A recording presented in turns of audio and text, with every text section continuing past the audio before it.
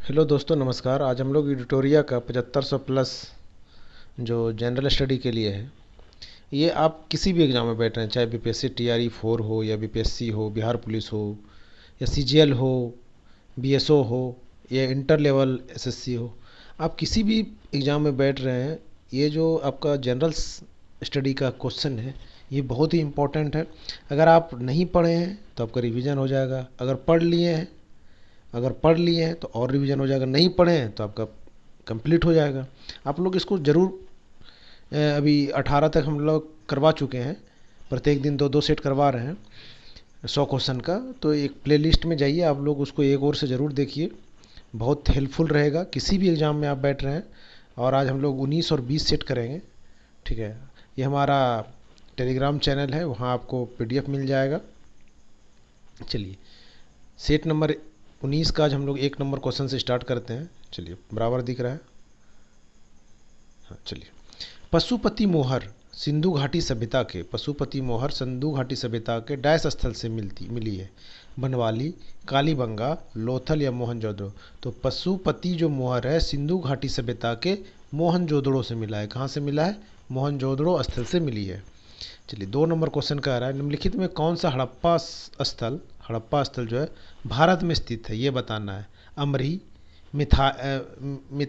मिताथल, बनावली, Harappa. Code में उपयोग करके सही उत्तर दें। तो क्या हो जाएगा? 2 का आपका हो जाएगा सी, हो जाएगा 2 और 3, मिताथल और बनवाली, ये दोनों आपका भारत में स्थित है। चलिए, गुप्तों द्वारा जारी किए गए चांदी के सिक्के कहलाते थे। गुप्त के द्वारा जो चांदी का सिक्का जारी करता था उसको क्या कहते थे? उसको हम लोग क्या कहते थे? रूपक कहते थे। क्या कहते थे? रूपक कहलाते थे वो।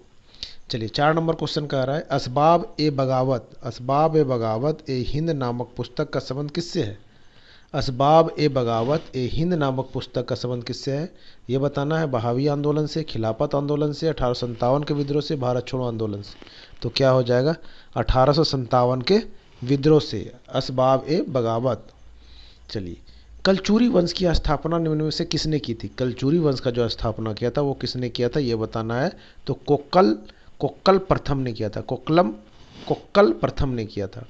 चलिए, 6 नंबर क्वेश्चन कह रहा है, गोपाल कृष्ण गोखले ने वायसराय करजन की तुलना किससे की थी? गोपाल कृष्ण गोखले ने वायसराय करजन की तुलना किससे की थी? अकबर, शिवाजी, जहांगीर, औरंगजेब।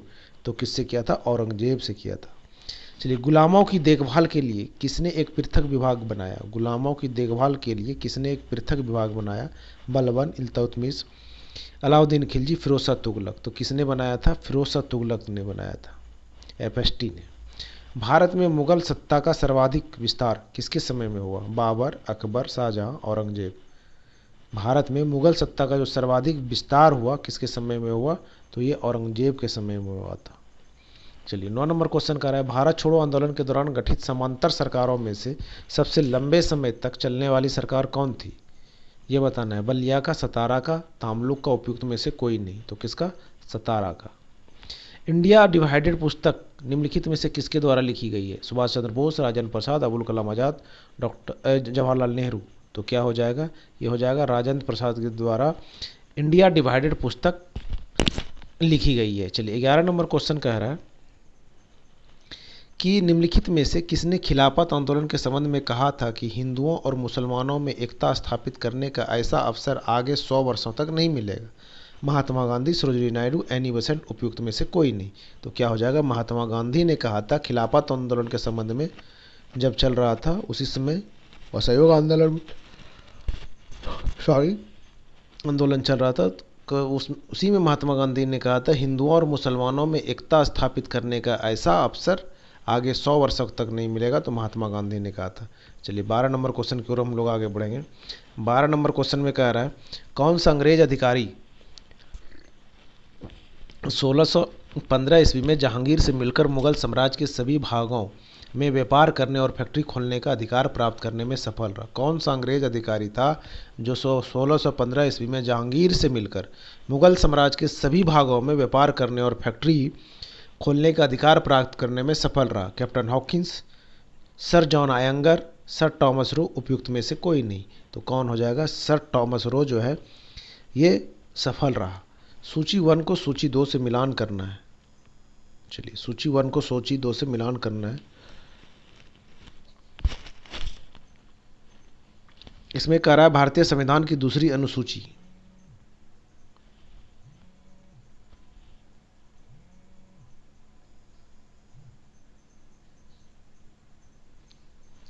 देखिए भारतीय संविधान की दूसरी अनुसूची क्या हो जाएगा, ये बताना है आपको, 13 नंबर में बताना है। तो क्या हो जाएगा, ये हो जाएगा दूसरी अनुसूची वेतन भत्ता और पेंशन से है। भारतीय संविधान की 5वीं अनुसूची जो है, 5वीं अनुसूची किससे है ये बताना है। तो 5वीं अनुसूची क्या हो जाएगा, अनुसूचित क्षेत्रों के प्रशासन से। भारतीय संविधान की 9वीं सूची जो होगा वो किससे होगा, भूमि सुधार से, ठीक है। और भारतीय संविधान की 10वीं सूची होगा दल बदल से। तो आंसर क्या हो जाएगा, सी नंबर हो जाएगा। क्या हो जाएगा, सी नंबर हो जाएगा। चलिए 14 नंबर क्वेश्चन कह रहा है कि भारतीय संविधान में प्रदत्त स्वतंत्रता का अधिकार के संबंध में निम्नलिखित में से कौन सा सत्य नहीं है, ये बताना है इसमें कौन सा सत्य नहीं है। भारत में भ्रमण की स्वतंत्रता, भाषण व अभिव्यक्ति की अबाधित स्वतंत्रता, संघ बनाने की स्वतंत्रता उपयुक्त में से कोई नहीं। तो 14 का क्या हो जाएगा, बी हो जाएगा। भाषण व अभिव्यक्ति की अबाधित स्वतंत्रता, ये सत्य नहीं है। 15 नंबर क्वेश्चन कह रहा है संविधान सभा में प्रस्तुत उद्देश्य प्रस्ताव में अभिव्यक्ति विचार को भारतीय संविधान के किस भाग में पूर्णतः शामिल किया गया। तो किस में किया गया, ये प्रस्तावना में शामिल किया गया। 16 नंबर क्वेश्चन कह रहा है करों और सरकारी कामकाज के निर्वाह में हुई अन्य प्राप्तियों से संघीय सरकार को प्राप्त हुआ समूचा राजस्व जमा होता है भारत के आकस्मिक निधि में, लोकसभा में, लोक लेखा में, भारत की संचित निधि में, निरपेक्ष तथा अग्रिम निधि में। तो क्या हो जाएगा, ये हो जाएगा भारत की संचित निधि में जमा होता है। चलिए 17 नंबर क्वेश्चन कह रहा है निम्नलिखित में से किसके विरुद्ध जनहित याचिका दायर नहीं की जा सकती है, ये बताना है। नहीं की जा सकती है राज्य सरकार के खिलाफ, केंद्र सरकार के खिलाफ, निजी पक्षकार के खिलाफ, नगर निगम के खिलाफ। तो किसके नहीं किया जाता है, जनहित याचिका जो है निजी पक्षकार के खिलाफ नहीं की जा सकती है। चलिए 18 नंबर क्वेश्चन की ओर हम लोग आगे बढ़ेंगे। 18 नंबर में कह रहा है कि भारत में अविश्वास प्रस्ताव के संदर्भ में निम्नलिखित कथनों पर विचार कीजिए, ठीक है। इसमें कह रहा है आपको कि भारतीय संविधान में कहीं भी अविश्वास प्रस्ताव का उल्लेख नहीं किया गया है, सही बात है। अविश्वास प्रस्ताव केवल लोकसभा में ही पुनर्स्थापित किया जा सकता है, ये बात भी सही है। अविश्वास प्रस्ताव लाने हेतु न्यूनतम 50 सदस्यों का समर्थन प्राप्त आवश्यक है, ये भी सही है। तो आंसर क्या हो जाएगा, सही कौन है, 1 2 3 हो जाएगा। 18 का क्या हो जाएगा, डी हो जाएगा। चलिए 19 नंबर क्वेश्चन कह रहा है स्वतंत्रता के पूर्व किस प्रांत में महार समुदाय की अछूत माना गया। महार समुदाय को अछूत माना गया, बंगाल, मुंबई, मद्रास संयुक्त प्रांत। कहाँ माना गया, तो ये माना गया था कहाँ पे, मुंबई में। महार समुदाय को अछूत मानता था लोग। पालकोंडा पर्वत किस राज्य में है, पालकोंडा पर्वत किस राज्य में है, केरल, तमिलनाडु, कर्नाटक, आंध्र प्रदेश।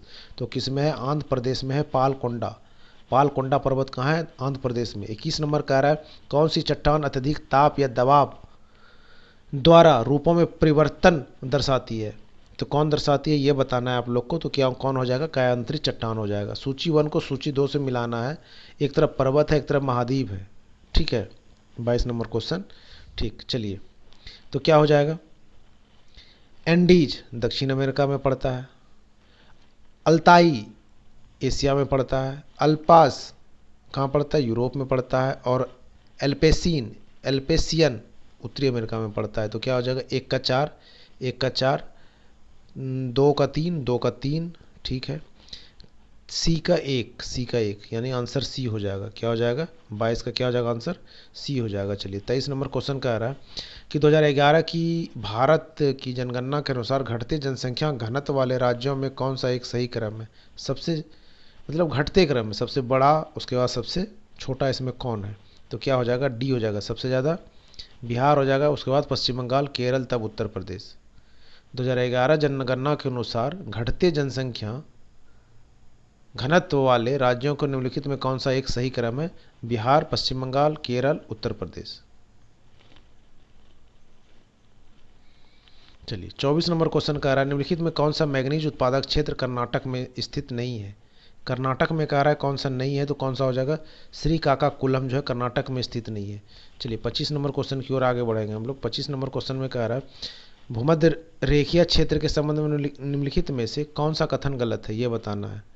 भूमध्य रेखीय क्षेत्र में कौन सा कथन गलत है, ये बताना है। इस क्षेत्र में इस क्षेत्र में वार्षिक वर्षा 200 सेंटीमीटर से अधिक होती है। यह हवाई जल धाराओं का क्षेत्र है। यह क्षेत्र में शीतोष्ण चक्रवातीय वर्षा होती है। इस क्षेत्र में सामान्यतः एक ही प्रजाति के वृक्ष पाए जाते हैं। तो क्या हो जाएगा 25 का, क्या हो जाएगा 25 का आंसर हो जाएगा डी, 3 और 4, 3 और 4, 1 और 2 नहीं। कौन सा कथन गलत है? तो 3 और 4 गलत है, ये 1 और 2 सही है। तो आंसर क्या हो जाएगा 3 एंड 4। हमको गलत कह रहा था, इसमें कौन सा कथन गलत है? तो 3 और 4 है। तो आंसर क्या हो जाएगा डी नंबर हो जाएगा। 26 नंबर क्वेश्चन कह रहा है, 26 नंबर क्वेश्चन कह रहा है कि भारत में खाद्य प्रसंस्करण किस क्षेत्र में सर्वाधिक केंद्रित है? संगठित, असंगठित, लघु क्षेत्रक, उपयुक्त में से कोई नहीं। तो किस में है ये? असंगठित क्षेत्रों में। खाद्य में, भारत में खाद्य प्रसंस्करण किस क्षेत्र में सर्वाधिक केंद्रित है? तो असंगठित क्षेत्र में। चलिए 27 नंबर कह रहा है कि साल्मोनेला टाइफी नामक जीवाणु द्वारा होने वाला रोग कौन सा है? दाद, टीबी, पोलियो, मियादी बुखार। तो क्या हो जाएगा मियादी बुखार जो है साल्मोनेला टाइफी के द्वारा होता है। 28 नंबर क्वेश्चन कह रहा है निम्नलिखित कथनों में कौन सा कथन स्तनधारियों के लिए सत्य नहीं है? ये बताना है कौन सा सत्य नहीं है। उनके शरीर पर बाल होना, उनमें से कुछ अंडे देते हैं, उनके हृदय में 3 कोष्ठक होते हैं, कुछ जलीय होते हैं। आपको क्या बताना है? उनके हृदय में 3 कोष्ठक होते हैं। स्तनधारियों के लिए सत्य नहीं है कि उनके हृदय में 3 कोष्ठक होता है, ये बात गलत है। तो आंसर क्या हो जाएगा? सी हो जाएगा। चलिए 29 नंबर क्वेश्चन कह रहा है कि निम्नलिखित में कौन सा एक विभिन्न फसलों के लिए मृदा में विद्यमान एक सूक्ष्म पोषक तत्व है? कौन सा हो जाएगा? कौन सा पोषक तत्व हो जाएगा? तो मैग्नीज हो जाएगा। कौन सा हो जाएगा? मैग्नीज हो जाएगा। 30 नंबर का आ रहा है न्यूट्रोफिल्स और लिम्फोसाइट्स का उद्गम होता है। न्यूट्रोफिल्स एवं और लिम्फोसाइट्स का उद्गम होता है कहाँ?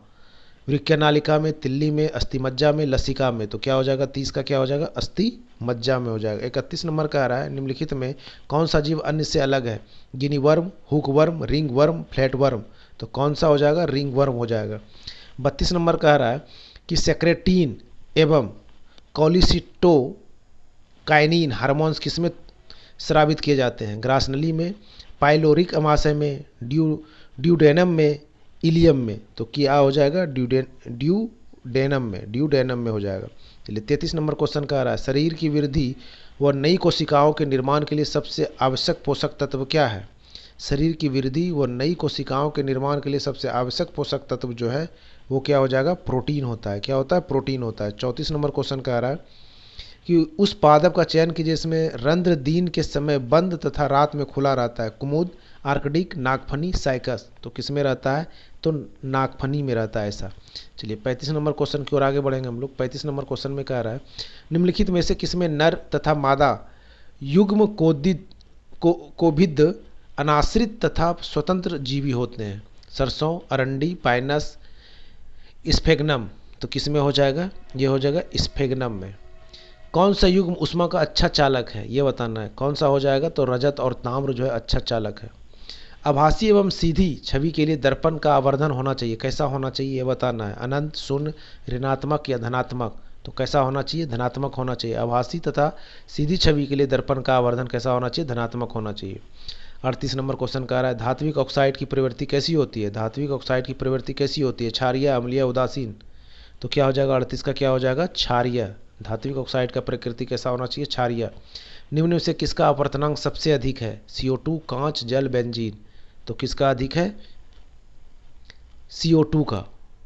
किसका अपवर्तनांक सबसे अधिक है? तो CO2 का। चलिए 40 नंबर कह रहा है परमाणु में कक्षों को भरने का क्रम किसमें नियंत्रित होता है? हुंड के नियम द्वारा, अफवाह सिद्धांत द्वारा, पॉली के अपवर्जन सिद्धांत द्वारा या हाइड्रोजन वर्ग सिद्धांत के द्वारा। तो क्या हो जाएगा 40 का, क्या हो जाएगा? बी, अफवाह सिद्धांत द्वारा। परमाणु के कक्षों को भरने का जो क्रम है वो किसके द्वारा नियंत्रित होता है? अफवाह सिद्धांत के द्वारा होता है।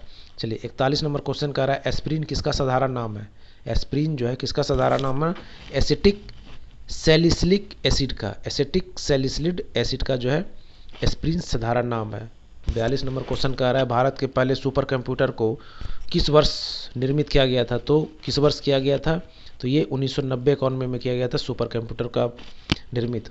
चलिए 43 नंबर क्वेश्चन कह रहा है कि ऋणात्मक होलों रिक्तियों के कारण किस प्रकार के अर्धचालकों में इलेक्ट्रॉन का संवहन होता है? ये बताना है। पी प्रकार के अर्धचालकों में, एन प्रकार के अर्धचालकों में, आईसी में, उपयुक्त में से कोई नहीं। तो 43 का क्या हो जाएगा आंसर? बी हो जाएगा एन प्रकार के अर्धचालकों में। चलिए 44 नंबर क्वेश्चन कर रहा है जेट इंजन का आविष्कार किसने किया था। जेट इंजन का जो आविष्कार किया था वो सर फ्रैंक व्हिटलर ने किया था। जेट इंजन का आविष्कार किसने किया था, सर फ्रैंक व्हिटलर ने किया था। चलिए 44 नंबर क्वेश्चन की ओर आ गए हम लोग। 45 नंबर, वैश्विक जलवायु स्थिति रिपोर्ट प्रत्येक वर्ष किस संगठन द्वारा जारी किया जाता है। तो किस संगठन के द्वारा, मौसम विज्ञान संगठन के द्वारा किया जाता है। विश्व जलवायु वाला जो स्थिति रिपोर्ट आती है वो WMO करता है। 46 नंबर, भारत में किस वर्ष राष्ट्रीय बाढ़ नियंत्रण कार्यक्रम की शुरुआत की गई थी, ये बताना है। तो किसमें, 1954 में। भारत में किस वर्ष राष्ट्रीय बाढ़ नियंत्रण कार्यक्रम की शुरुआत की गई थी, 1954 में। 47 नंबर क्वेश्चन का रहा है अर्थव्यवस्था का मौद्रिक आधार क्या होता है। अर्थव्यवस्था का जो मौद्रिक आधार होता है वो क्या होता है, जनता और बैंकों द्वारा भंडार के रूप में आधारित मुद्रा की राशि।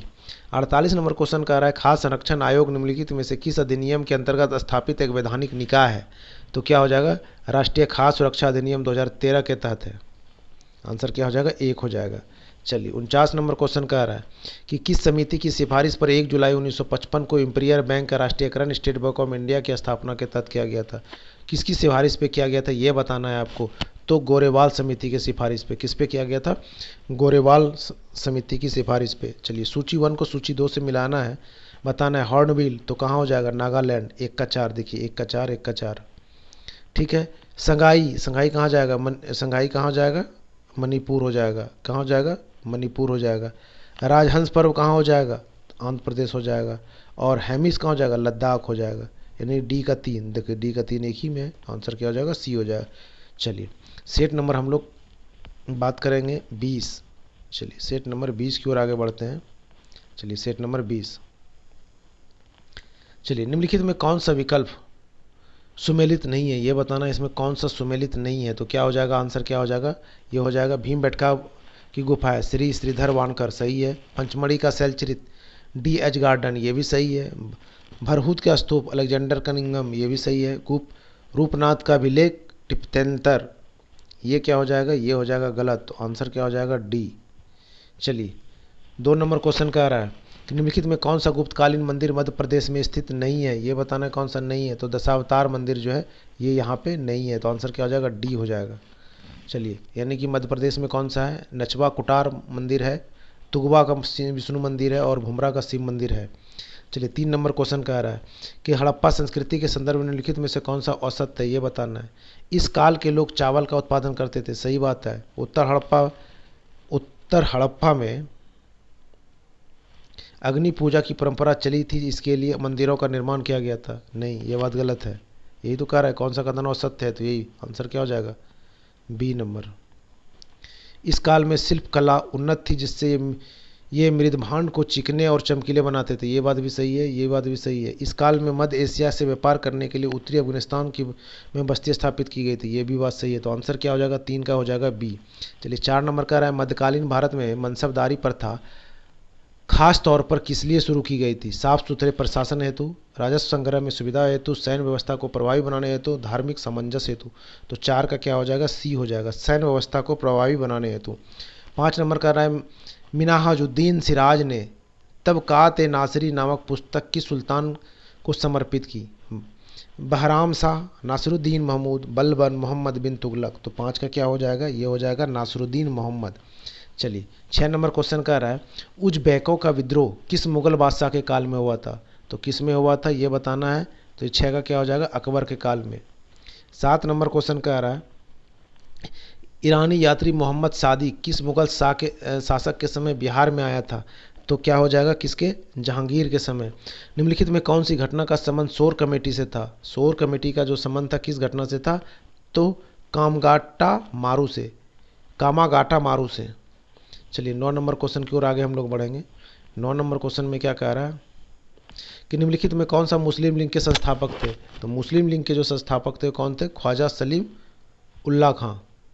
मुस्लिम लीग द्वारा पाकिस्तान का प्रस्ताव कब पारित किया गया। तो कब पारित किया गया, मार्च 1940 में। कब किया गया, मार्च 1940 में। 11 नंबर क्वेश्चन कह रहा है मैंने सरकारी आदेश की अवहेलना इसलिए नहीं की कि मुझे कानून से नफरत है, बल्कि इसलिए कि मेरी अंतरात्मा की आवाज़ है। उक्त कथन किससे संबंधित है ये बताना है। तो क्या हो जाएगा, ये हो जाएगा महात्मा गांधी। चलिए 12 नंबर क्वेश्चन का आ रहा है, निम्नलिखित अनुच्छेदों पर ध्यान दीजिए और करना है कि सही मिलान कीजिए। इसमें कौन सा सही है? 72 राष्ट्रपति का क्षमा शक्ति, बात सही है। अनुच्छेद 143 सुप्रीम कोर्ट के सलाह का क्षेत्राधिकार, ये बात भी सही है। अनुच्छेद 360 वित्तीय आपातकाल से संबंधित प्रावधान, ये भी सही है। अनुच्छेद 148 का भारत के अटॉर्नी जनरल की शक्तियों और कार्य, नहीं, ये बात गलत है। तो क्या हो जाएगा आंसर? 1, 2, 3, यानी क्या हो जाएगा? 12 का सी हो जाएगा। चलिए 13 नंबर क्वेश्चन की कारक, इसमें भी आपको क्या करना है? सही मिलान करना है, बताना है। चुनाव आयोग, तो क्या हो जाएगा? 324, ए का 3 देखिए, ए का 3, ए का 3 13 में, ठीक, ये गलत, ये और ये कैंसिल, ठीक है। चलिए वित्त आयोग, तो वित्त आयोग कितना हो जाएगा? वित्त आयोग तो 280 होना चाहिए, 280, बी का 2, तो बी का 2 इसी में है सिर्फ, ठीक है, बी का 2 इसी में है, तो क्या हो जाएगा? आंसर 1 हो जाएगा।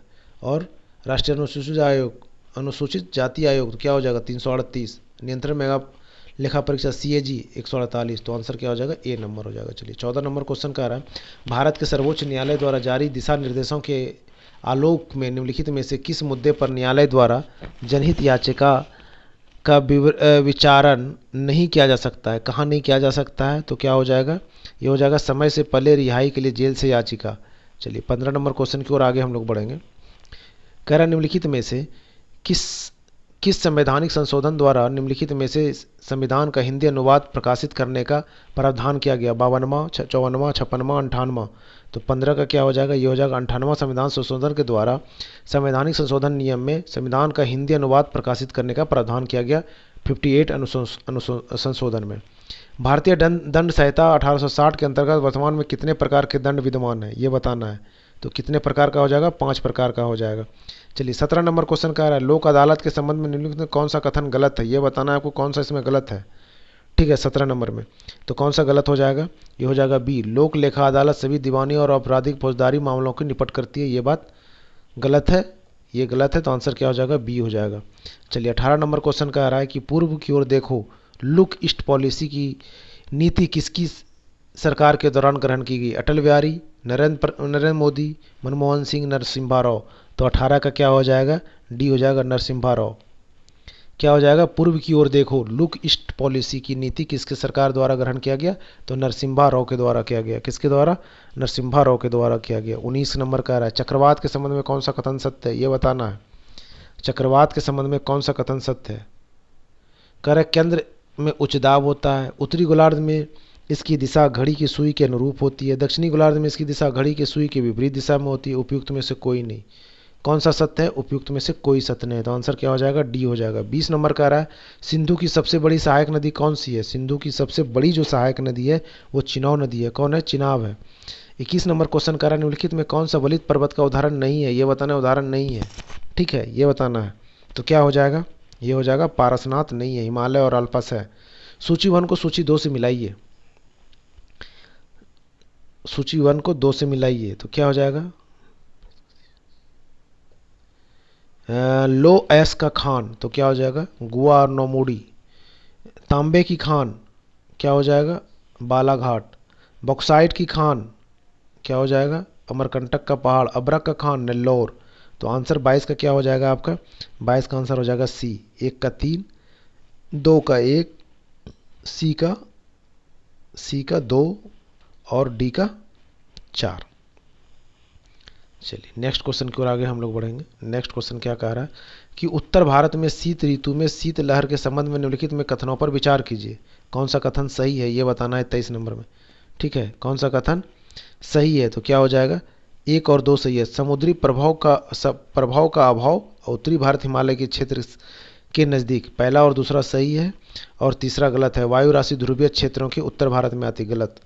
चलिए 24 नंबर क्वेश्चन कह रहा है कि निम्नलिखित में कौन सी जलवायु परत जलवायु और मौसम में सभी परिवर्तनों के लिए जानी जाती है? वायुमंडल, समताप मंडल, मध्य मंडल, क्षौभ मंडल। तो 24 का क्या हो जाएगा? ये क्षौभ मंडल जो है मौसम के सभी परिवर्तन कहाँ होता है? क्षौभ मंडल में होता है। 25 नंबर क्वेश्चन कह रहा है कि निम्नलिखित में किसे मोलेसिस बेसिन भी कहा जाता है? तो किसको कहा जाता है? किसको कहा जाता है? मणिपुर, त्रिपुरा, मिजोरम, नागालैंड, किसको कहा जाता है? मोलेसिस बेसिन किसको कहा जाता है? तो ये मिजोरम को कहा जाता है। आंसर क्या हो जाएगा? सी हो जाएगा, मिजोरम। चलिए 26 नंबर क्वेश्चन कह रहा है भारतीय उर्वरक निगम की स्थापना कब किया गया है? तो 1961 में क्या किया गया है? कब किया गया है? 1961 में। निंद्रा रोग किस जंतु के कारण होता है? निंद्रा रोग किस जंतु के द्वारा होता है ये बताना है आपको। निंद्रा रोग किसके होता है? ट्रिपेनोसोमा के द्वारा, ट्रिपेनोसोमा के द्वारा होता है। चलिए 28 नंबर क्वेश्चन कर रहा है वे जीव जो विभिन्न भोज्य पदार्थों को ठोस या तरल अवस्था में ग्रहण करते हैं क्या कहलाते हैं? वे जीव जो विभिन्न भोज्य पदार्थों को ठोस या तरल अवस्था में ग्रहण करते हैं क्या कहलाते हैं ये बताना है। तो प्राणी समभोजी कहलाते हैं। क्या कहलाते हैं? प्राणी समभोजी कहलाते हैं। चलिए 29 नंबर क्वेश्चन कर रहा है पादपों में जिंक की आवश्यकता होती है क्योंकि ये निम्न को सक्रिय करता है। किस में करता है ये बताना है। किस में करता है? तो पर्णहरित में। चलिए 30 नंबर कह रहा है कि पेशी तंतु के पेशी द्रव साइकोप्लाज्म में उपस्थित किस प्रोटीन में ऑक्सीजन को बांधने की क्षमता पाई जाती है? मायोएल्यूबिन, मायोजन, मायोग्लोबिन, ए और बी दोनों। तो 30 का आंसर क्या हो जाएगा? आपका हो जाएगा मायोग्लोबिन में होता है। 31 नंबर क्वेश्चन कह रहा है स्वायत्त तंत्रिका तंत्र किस पर नियंत्रण करता है? तो प्रतिवर्ती क्रिया पे करता है। किस पे करता है? प्रतिवर्ती क्रिया पे करता है। और द्विगुणित भ्रूण व्यापक होते हैं सभी लैंगिक जनन करने वाले जीव के लिए, सभी और लैंगिक जनन करने वाले जीव के लिए, कठोर आवरण वाले युग्मनज के लिए, पतले आवरण वाले युग्मनज के लिए। तो 32 का क्या हो जाएगा? ए हो जाएगा। सभी लैंगिक जनन को प्राप्त करने वाले जीव के लिए जो है द्विगुणित भ्रूण आवश्यक होता है। 33 नंबर क्वेश्चन की ओर आगे बढ़ेंगे। 33 में कह रहा है निम्नलिखित में किसको किसी कोशिका में अचल संपत्ति माना जाता है? अचल संपत्ति जो माना जाता है कार्बोहाइड्रेट, वसा, प्रोटीन, न्यूक्लिक अम्ल। तो किसको माना जाता है? तो न्यूक्लिक अम्ल को माना जाता है अचल और संपत्ति। चलिए सबसे बड़ा श्वेत ऋधाणु कौन सा है ये बताना है। तो क्या हो जाएगा? मोनोसाइट हो जाएगा। कौन हो जाएगा? मोनोसाइट हो जाएगा। युग्म जनक में असफल अर्धसूत्री विभाजन के कारण उत्पन्न हो सकता है Turner syndrome, Klinefelter syndrome, Down syndrome, A और बी दोनों। तो 35 का क्या हो जाएगा? ए और बी दोनों। 35 का ए और बी दोनों। ये टर्नर सिंड्रोम भी कहते हैं और क्लाइनफेल्टर सिंड्रोम भी इसको कहते हैं। चलिए 36 नंबर क्वेश्चन का आ रहा है निम्नलिखित में से किस प्रक्रिया में CO2 मुक्त नहीं होती है ये बताना है। मुक्त नहीं होती है। पादपों में वायु श्वसन, प्राणियों में वायु श्वसन, एल्कोहलिक किण्वन, लैक्टिक किण्वन। तो 36 का क्या हो जाएगा? लैक्टेट किण्वन। 37 नंबर क्वेश्चन का है किस अभिक्रिया में भाग लेने वाले पदार्थ को क्या कहते हैं? किसी अभिक्रिया में भाग लेने वाले पदार्थ को क्या कहते हैं? तो अभिकारक कहते हैं। सूखा सहिष्णुता के संबंध में हार्मोन है तो कौन हो जाएगा? ये हो जाएगा एब्सिसिक अम्ल हो जाएगा। चलिए 39 नंबर का रहा है सॉप स्टोन मुख्यतः क्या होता है? सॉप स्टोन जो होता है मुख्यतः क्या होता है? मैग्नीशियम सिलिकेट होता है। क्या होता है? मैग्नीशियम सिलिकेट होता है। 40 नंबर का रहा है जंपिंग जिन सिद्धांत का प्रतिपादन किसके द्वारा दिया गया? जंपिंग जिन सिद्धांत का जो प्रतिपादन दिया है बारबरा मैक्लिंटॉक के द्वारा दिया गया है। चलिए 41 नंबर क्वेश्चन कह रहा है कि सावित्रिक गुरुत्वीय स्थिरांक का विमीय सूत्र क्या हो जाएगा?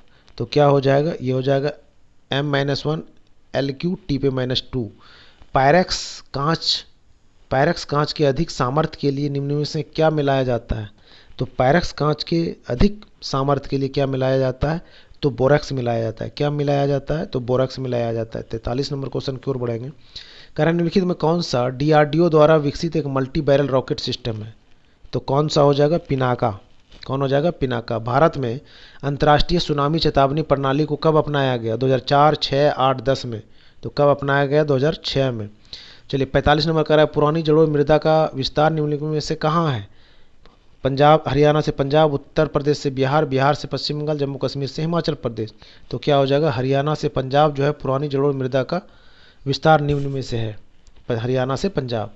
जुड़वा घाटा किसे कहते हैं? जुड़वा घाटा किसको कहते हैं? तो राजकोषीय घाटा और चालू खाता घाटा को जुड़वा घाटा कहते हैं। 47 नंबर का रहा है आर्थिक समीक्षा रिपोर्ट वित्त मंत्रालय के किस विभाग द्वारा जारी किया जाता है? व्यय विभाग, राजस्व विभाग, आर्थिक कार्य विभाग, वित्तीय सेवा विभाग। तो 47 का क्या हो जाएगा? आर्थिक कार्य विभाग।